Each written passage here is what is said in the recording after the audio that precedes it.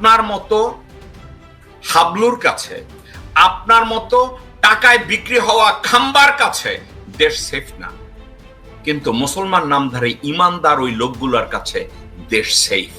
বিএনপির যেই ভারপ্রাপ্ত চেয়ারম্যান আছে সে একটা কথা বলেছে, দেশ যেন মৌলবাদের অভয়ারণ্য না হয়। তারেক রহমান, আমি একটা কথা অনেক সময় সজীব ওয়াজেদ জয়ের সম্পর্কে আমি বলতাম যে একটা অটিস্টিক সন্তান।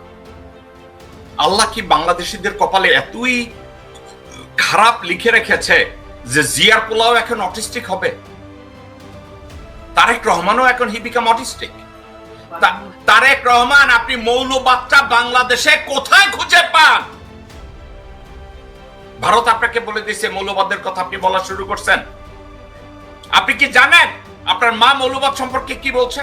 তারেক রহমান, আপনি শুনেন আপনার মা কি বলছে। মৌলবাদী বলে কিছু নেই এখানে। মৌলবাদী ধর্মীয় লোক আছে, কিন্তু মৌলবাদী নয়। তারা বাংলাদেশকে ভালোবাসে, তাদের অবদান আছে দেশের জন্য, এবং তারা দেশকে রক্ষা করতে চায়।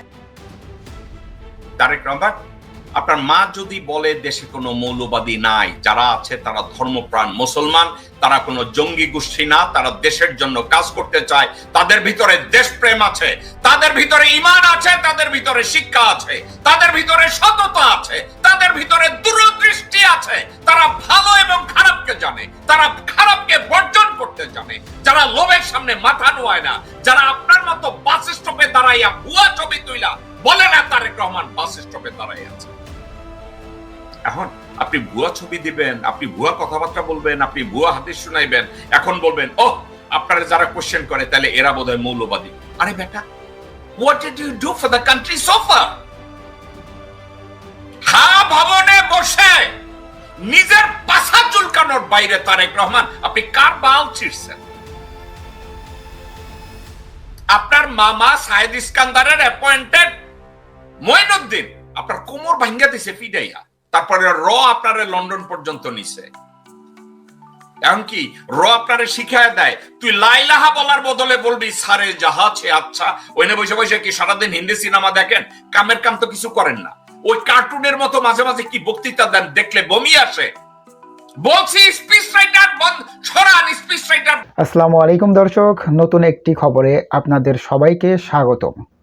আশা করছি আপনারা ভিডিওর শুরুটা দেখেই বুঝতে পেরেছেন আজকের নিউজটা ঠিক কতটা গুরুত্বপূর্ণ হতে চলেছে এবং ঠিক কোন দিকটাকে ইঙ্গিত করছে। তাই বলবো দর্শক, যারা ভিডিওটি দেখতে শুরু করেছেন তারা অবশ্যই নিউজটি না টেনে সম্পূর্ণ মনোযোগ সহকারে দেখবেন, তাহলে এই বিষয় সম্পর্কে আসল তথ্যগুলো জানতে বা বুঝতে পারবেন। তো প্রিয় দর্শক, আমি আর কথা বাড়াবো না। ভিডিওর শুরুতে আপনাদের যেই ভিডিওগুলোর অংশবিশেষ দেখিয়ে শুরু করেছিলাম সেই ভিডিওগুলোর বিস্তারিত আলোচনা দেখব। তবে তার আগে অনুরোধ, যারা এখনো চ্যানেলটি সাবস্ক্রাইব করেননি সকলে চ্যানেলটি সাবস্ক্রাইব করে পাশে থাকা বেল আইকন বাজিয়ে দিন, আর যারা ইতিমধ্যে সাবস্ক্রাইব করে রেখেছেন তাদেরকে অসংখ্য ধন্যবাদ। প্রিয় দর্শক, চলুন একটি লাইক দিয়ে আমরা ধারাবাহিকভাবে সবগুলো ভিডিওর বিস্তারিত আলোচনা দেখে আসি। পরিবর্তন করেন, এটাও করবেন না, নিজেও লিখতে পারবেন না, ভালো একজন রাইটারও খুঁজবেন না, কি করবেন?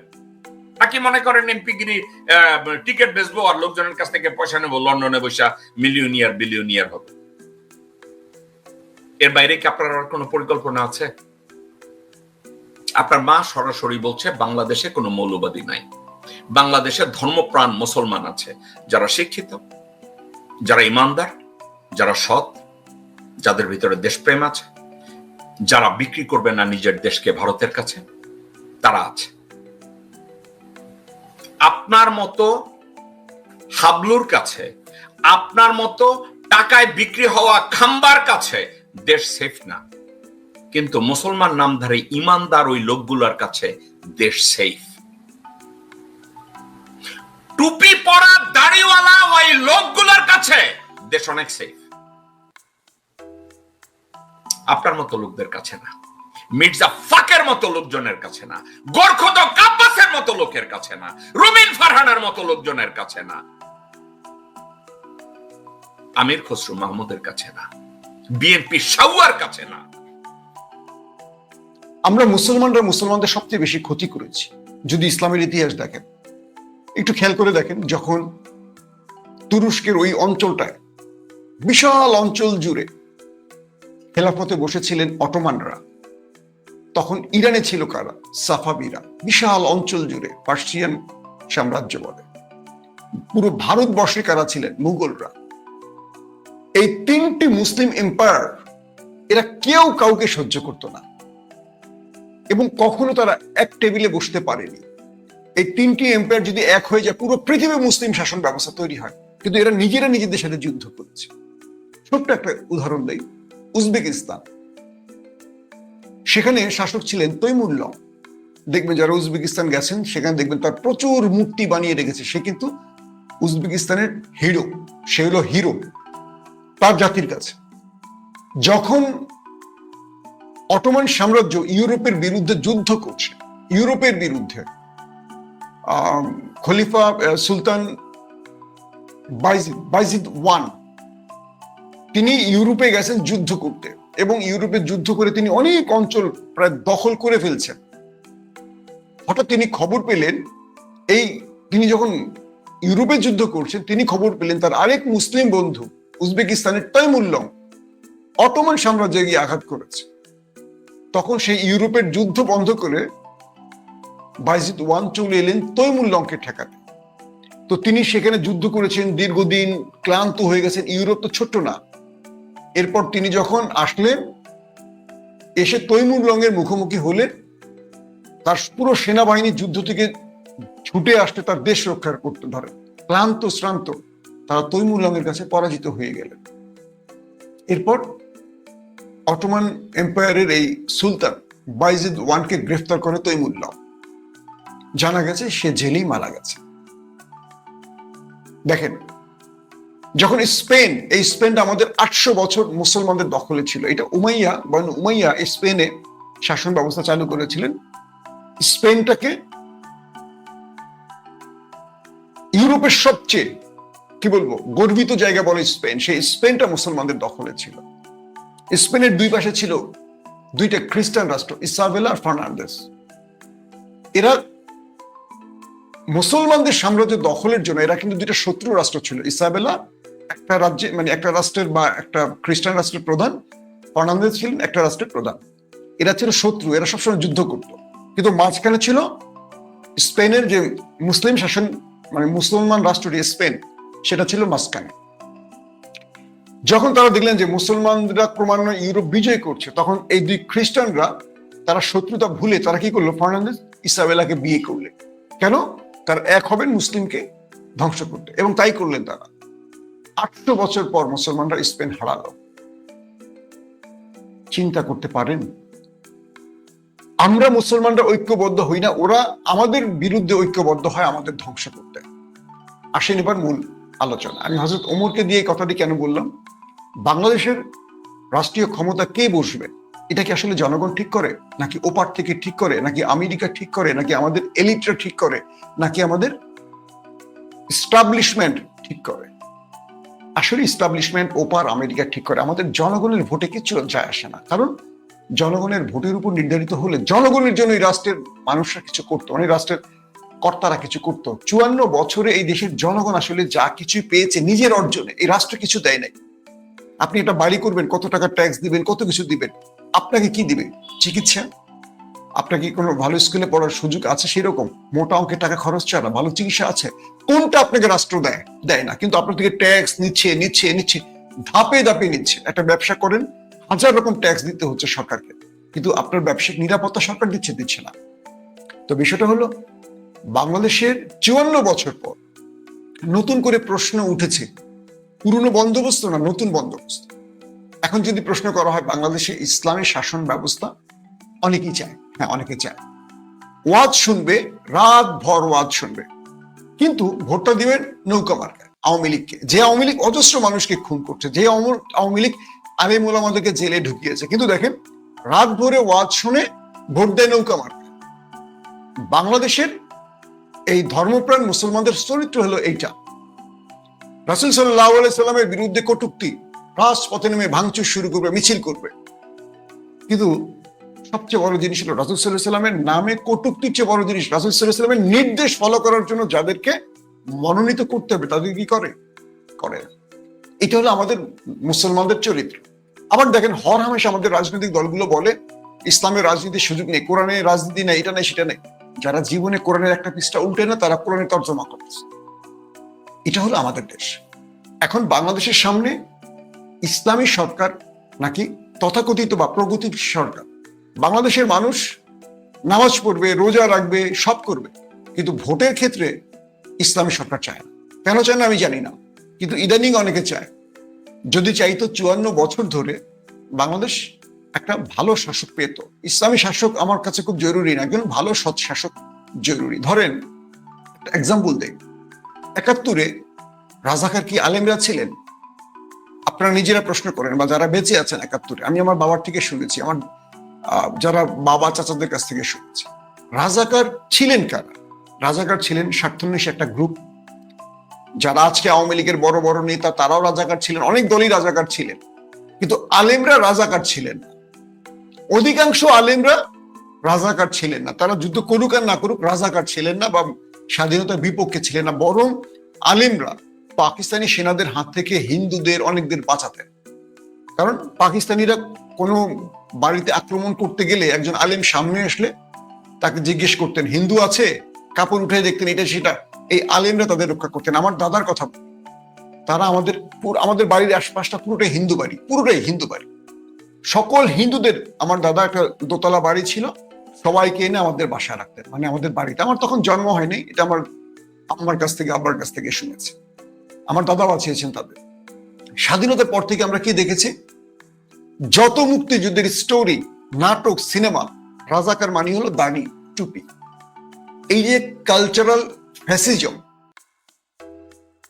এটা 71 থেকে ইসলামের বিরুদ্ধে করা হয়েছে। এটা 71 রাজাকারের বিরুদ্ধে না, এটা হয়েছে যে বাংলাদেশের কোনোভাবেই যেন ইসলাম জাগতে না পারে। তাই এই 71-কে সামনে রেখে যত রকম ভিলেন চরিত্র, খারাপ চরিত্র হুজুরদের বানানো হয়েছে।